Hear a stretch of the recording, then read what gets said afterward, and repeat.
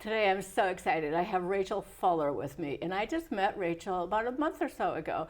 Rachel is a former Marine and has a business now, and she is the founder and owner of Nature to Nurture. So Rachel, welcome. Thank you so much for coming on my show. Hi, thank you for having me. I am so excited. And you are into eco-friendly, organic materials, and tell me, well, first let's back up. Sorry, I'm so excited to talk about your product, but let's back up and talk about how did you get started? Like, what was your educational background? You're a middle child, you have an older brother who is a Marine, a younger brother who is a Marine, so nice military family. Yeah, we kind of started that tradition. It wasn't anything but prior to that, but yeah, I actually raised 3 children as a single mom, and I did get married when I was in the service, so started kind of young.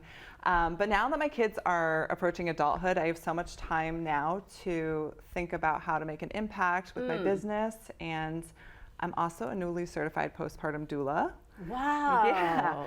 But well, that is such an important job there, and your product that you're making will just lend itself perfectly for that whole environment. I love that. Yeah, so I've worked with a couple clients and I've gifted them some of my blankets, but we'll get into that. But I earned my master's degree in industrial organizational psychology. Which I think is so interesting. It's basically how organizations operate and the psychology of the structure, because it's an organism too. It's a moving, changing. But as interesting as that was, and I actually loved earning that degree because it was so much like just right up my alley. I did land some federal jobs. I worked for the state, and I just found them so unfulfilling. I actually, from all my experience from my degree, I actually was disappointed because a lot of the organizations were doing everything wrong. According to what you had learned in school, in the textbook. Right. But it informs you for what you're doing now, is what I'm thinking. To work with people and to know what their needs are. So I was working for the state. COVID happened. I had, like a lot of people, had a lot of time to reevaluate, think about my purpose, think about where am I going with my life? We had a lot of downtime. We had a lot of downtime. We weren't out. I spent a lot of time in my yard, in my garden, planting seeds. Out in nature. Yes. Yeah. So I was like, wow, we've lost a lot of connection during COVID. Distance, and that physical distance, I feel like really plays a toll emotionally, spiritually on us. So I was like, I need a product that is going to bring that connection back. And I wanted a product that was going to be for everyone. Nice. So I thought, what breeds connection? Blankets. So not only do they provide warmth, but comfort. You just have the security about them. Absolutely. That's a security blanket from the time we're born. My daughter had a security blanket, and she was so in love with her security blanket, she actually had a substitute blanket. So she would hang on to the substitute, and they weren't identical. We didn't have a lot of money back in those days. So she would hang on to the substitute one, waiting for her real one to get done in the washer and dryer. Yeah. That's so cute. I feel like I still have like that's how I am with, I'll find a favorite blanket, which now I'm such a blanket snob, I only use my blankets. But it's hard because I'm like, this is my favorite one. Oh no, this is my favorite one. And it's, I guess, based off of color at this point, just my mood. It's like a mood. But so I came up with a bamboo blanket. Okay. And I had tried different fabrics and stuff like that. The reason why I was so drawn to bamboo is because it's such an eco-friendly fabric. It is. It's breathable. It's body temperature regulating, hypoallergenic. And the thing that I love is that it washes well, because I always hate when I get something I love the feel of, and I'm deathly afraid to wash it because I know it's never going to feel the same. But these hold their integrity well. Nice. Another reason why it was important for me to pick bamboo is because I was starting to get the little hot flashes and night sweats.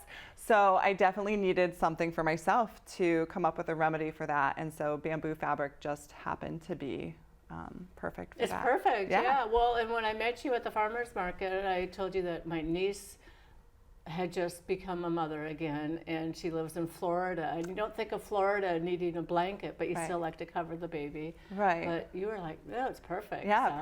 perfect. Yeah. So that's interesting. Yeah. Then what happened? So I guess I'll tell you how kind of I started my business, because I had absolutely no business experience. So it was just me and Google for a while. Oh, wow. And I don't know how I stumbled upon it, but WBDC, which is the Women's Business Development Council. Okay. Which is located online, or? They're online. I think they're based out of Waterbury, but they have like different locations around the state.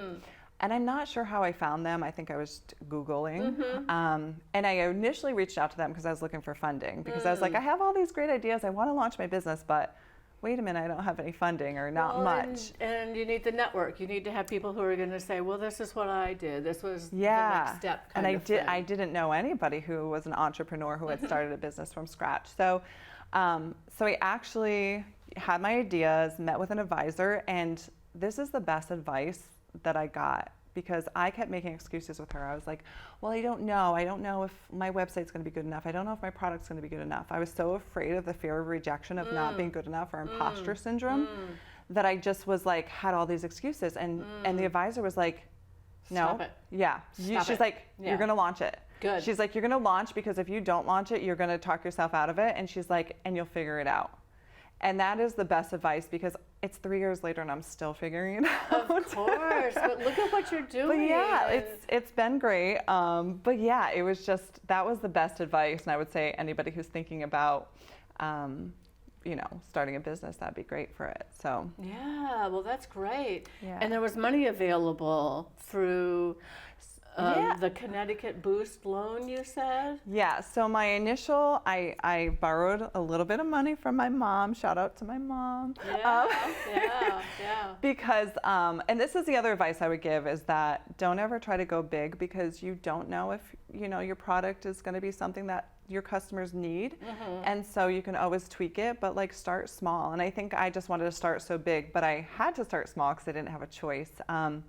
But this year I was able to expand a little bit. I got the Connecticut Boost Loan, Nice. which is a great incentive for small businesses. It is a very low interest rate. Okay. And this enabled me, I started with a throw blanket that came in a gift box called the Rest, Reset, Repeat Essential Kit. And it came with a little aromatherapy mist. And I was able to launch a baby line, and I was also able to launch a bed line, which I just launched a few months ago. So I've been able to expand on colors, sizes, patterns, and a lot of that comes from customer feedback and what they're asking for. Nice. Yeah.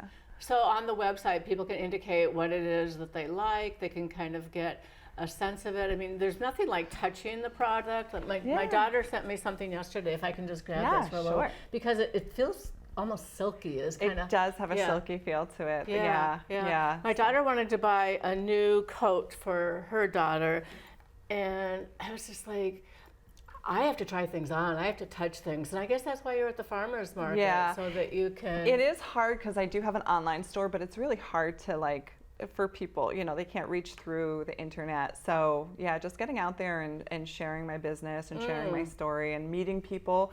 It's not just about selling a product. No, it's not. It's about making connections with Absolutely. people. Absolutely. And I have met so many people with such inspiring stories. And it just keeps me, all of the feedback that I get is just, it fuels me to keep going and to want to do better. Oh, I love that. Yeah. And so people are happy with the product after they get it. You get good reviews. And I do. I actually have a lot of repeat customers. Nice. Because it ends up if they have a big household, someone keeps stealing the blanket. So they end up they're like, we need one for every member of the household, because they keep stealing my blanket out of the, my room or whatever. So if you see me in person, I actually have some discounts for multiple blankets. But the testimonials and the meaningfulness of how people convey you know, gifting these blankets to people is really what inspires me, and like that's why I started. So I love to hear from people. Of course. You know, I had a client or a customer that was going through IVF, and just like she had got a blanket for herself, and she was just like, this was my blanket during the entire journey that I was on. I've had multiple people that have bought gifts for a family or a friend that was going through cancer or just a really rough time, had lost a loved one. Had to put their parent in a nursing home, and just was able to send them there with a little comforting item. That's incredible. Yeah. I know my sister died of cancer about 20 years ago, I guess, and that was one of the things that we did as a family, was to give her a quilt that we had all done a little patch on it. So that same sentiment, though, I think is just so important. And you feel that because like you're embraced in it, and you think about who it came from, and you just feel that like love, and it's just so nice. But I have a funny story. Oh, yeah, it kind of goes back to what you were saying about the security blanket. My daughter's substitute and having security. Yes. So a couple months back, a grandmother reached out to me, and she had bought one of my blankets when she saw me, and I guess her grandson, who was a teenager, he had been over there, and he's like, Grandma, he's like, I love this blanket. And apparently he had a blankie that he's had since he was a baby, and it was like ratty and torn and just, you know, like time to let it go. And he said, you know what, I think I would give a blankie for if you got one of these. And she did. And it was just so cute. I think because I have a son who's a young adult, and just thinking like that's something he would probably do. But that was really cute. I loved that. That's a great story. Yeah. That's a great story. Yeah. Well, my sister-in-law actually, you know how a lot of times there's a little bit of satin, the ribbon, on the trim. Right, Yeah. the ribbon. So I think until she was maybe 60 years old, she had a little bit of that in her pocketbook that just she had. like rub it. Yeah, people need it, you know, Yeah. especially under times of stress. People have little fidget toys, things like that. So it's really not any different, right? It's what helps you to feel good and comfortable. Yeah. I mean, blanket, I'm still like, when I'm having a rough day, or I'm out there, or like something doesn't go my way, I'm like, just get me home on the couch with my blankie. Yeah, just for a little bit, just for a little bit. and then you'll jump and be back up and ready to go again. Yeah.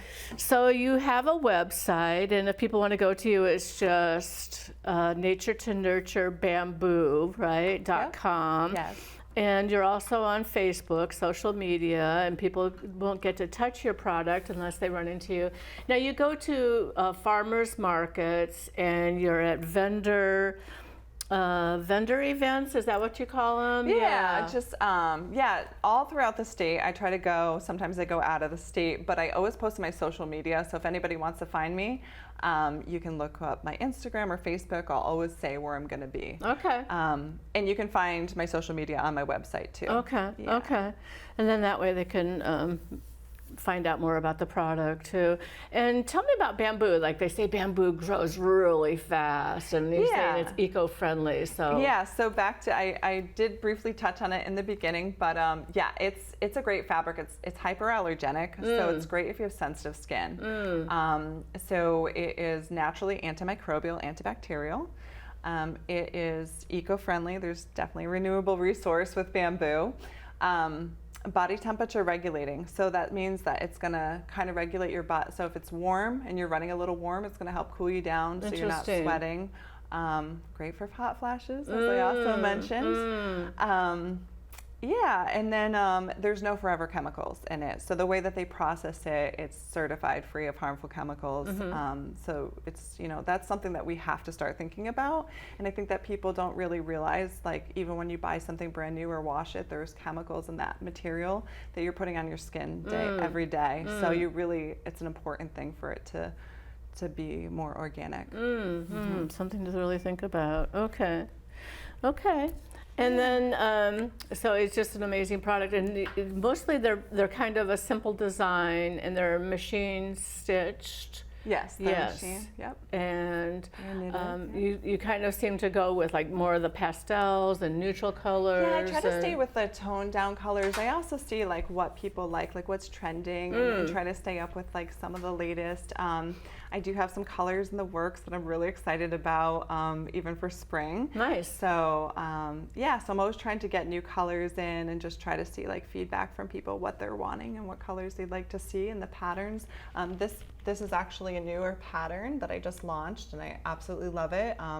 Now, what is on the? It's like a hug. Two people are hugging. So my logo okay. is it's a heart with arms that are hugging, and then on the top of the heart is bamboo leaves. Nice. So I just kind of wanted that. Probably was the hardest thing for the decisions. Yeah, for my logo for my business. Well, and you're wearing a beautiful pendant, and you said it's a panda bear. It's a panda bear. So panda bears are my favorite. They always have been.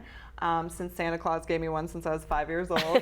And so when I launched my baby blankets, I actually was able to incorporate the panda bear onto the logo patch and onto the packaging. So, I love that. Yeah, that was fun. So sweet. And you said you got to visit the panda park. Yeah. So. Nice. Yeah, they're beautiful animals. Okay. Should we go on to military? Sure. You joined the Marines. Was it something that you wanted to see the world, or what prompted that? So I joined the Marine Corps a year after my older brother. Okay. And I think it was one of those little sister things where it's like big brother did it, little sister's gonna do it. No one in our family had been in the military or served. Yeah. So how much older is he than you? So he's 2 years older than me. Okay. Yeah. Okay. And so I served 4 years in the Marine Corps. I was a finance technician, so I got to work on payroll, reenlistment bonuses, travel claims. It was a great experience, and I think that, you know, most young people would really do them well. And one of the reasons is because it got me out of my comfort zone. Okay. I was pushed, you know, you're challenged to a point where you get to see what you're capable of, which in the civilian world, I don't think that's always, you don't always have the opportunity. Good for you if you do, but you know, it really like shows you what you're capable of, and it just boosts that confidence. You learn teamwork, and you know, in our culture, we're so hyper independent sometimes that we forget the value of teamwork, and we actually can accomplish more and become, I feel like I developed my autonomy by working as a team. Because tell me about that, because you saw how you fit into the team, into the group of people that you were working with, because you came with a different perspective than their perspective. Yes. Is that how it worked? Yeah, you see where your strengths and weaknesses are, and I think that's something that we grow and we have to learn. Like, it doesn't ever stop.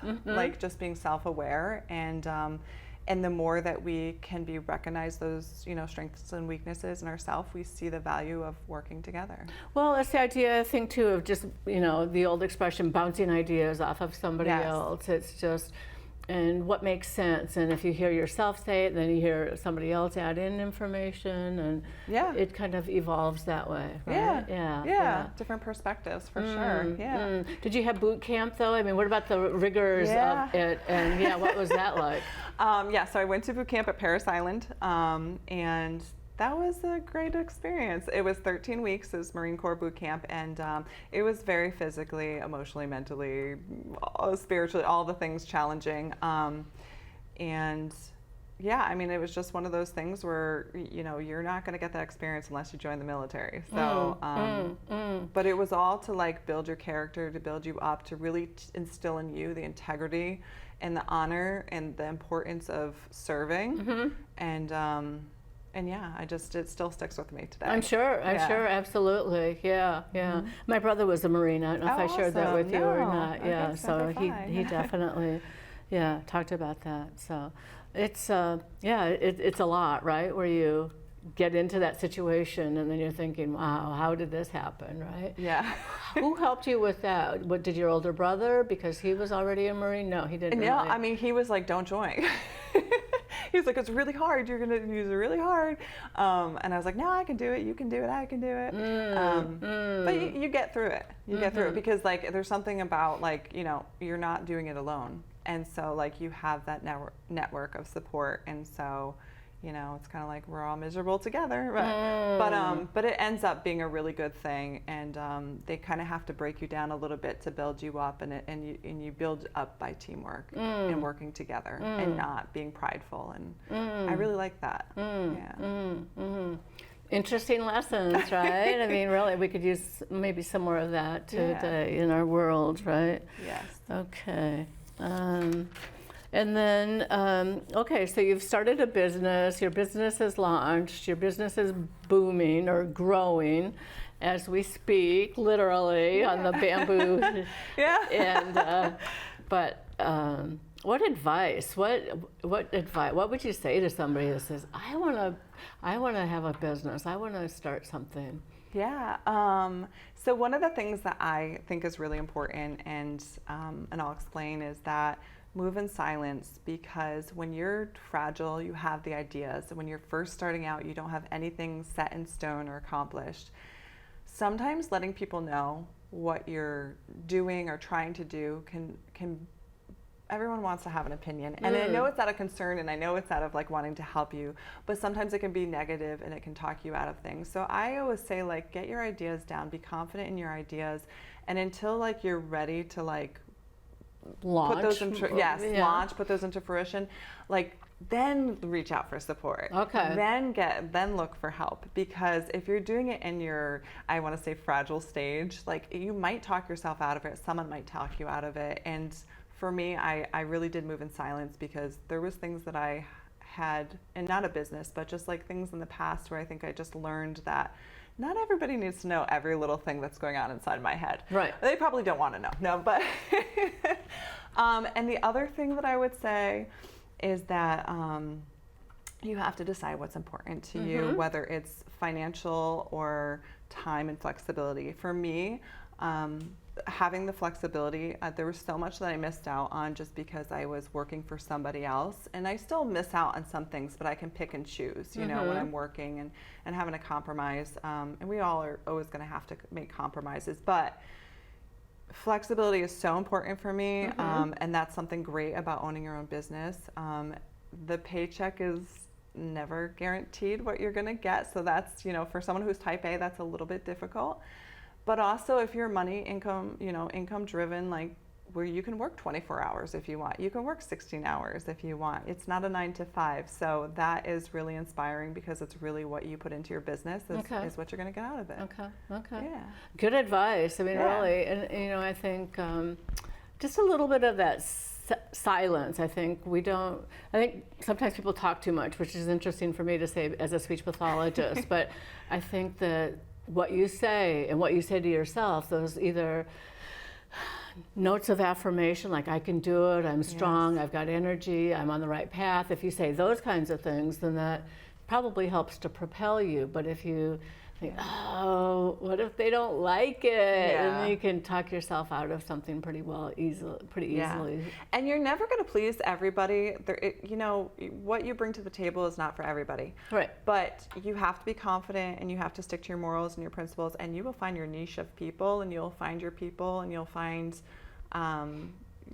your sense of belonging. Nice. Nice. You should write a book about that. Yeah. In your spare time. when the time comes, I would really encourage you to get that out there. So people are loving your product. They're loving what you do, and you're all over the place. You're traveling with it. Yeah. And. I actually have an opportunity. I met somebody, their son, I met them in Waterford, and at a farmer's market, and their son was doing the Coast Guard Academy, and they live all the way in San Diego, California, and she reached out to me. She's like, oh, I own this yoga studio, and I really want to share your product in California. Oh, I love it. So I'm like, okay, well, let's see how to do that. So, Well, and I think it's one person at a time. I think it's one family at a time, and I think it's just covering up one's shoulders or lap or and I don't know if I told you or not, but my husband does patient advocacy over at the nursing home, one of the nursing homes in Waterford, so that would be another good spot to get your product in there. That'd be awesome. Yeah, that's great. Okay, cool. So I think we pretty much covered. Is there anything else that you would like to say? Something I didn't ask? Or? No, I just thank you so much for having me because A, it got me out of my comfort zone. I'm actually extremely shy. So every time that I do any kind of speaking, I'm like nervous. But I love it because I love the connections, and you can never connect unless you're communicating, right? And if anybody ever wants to reach out, my email is a great way to reach out to me. I am available, and I would love to hear from people, even if it's just say hello, or you have a question. Absolutely. Or you want to tell a story about blankets, because there's so many good stories. And they're heartwarming, and they just like keep me going, and I just love it. So, well, I love that, and I love it how well. And before we close, I think you should tell the story about nature to nurture, and then during COVID, how you wanted to bring nature into the house, and I guess that you like to have flowers in your house, and I just really truly believe that like nature is so comforting. It's therapeutic, and any time that I can incorporate it and have it with me is great. I do like to spend a lot of time outside, so having a product that again is eco-friendly, that is just more natural and not synthetic, is just a great way to do that. Well, you're saving the environment too. You're either cooling somebody off or keeping them warm, you're helping them to feel comforted. I mean, the list just kind of trickles down for all the good things that you're doing. They're beautiful, they're soft, they're comfortable. I mean, what else is there? It's the best. So, well, thank you so much. Thank you so much. Yeah, you've been a lovely guest. Thank you.